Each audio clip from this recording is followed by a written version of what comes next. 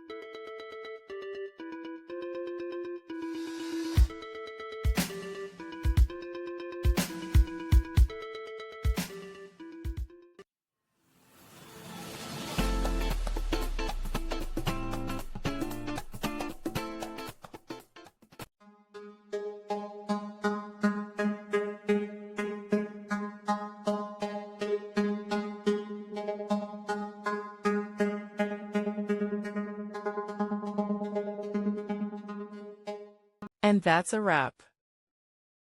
I hope you found the answer you were looking for. If you did, take a second to hit that subscribe button. It really helps out. And let me know in the comments which solution worked best for you. See you next time in the debug zone.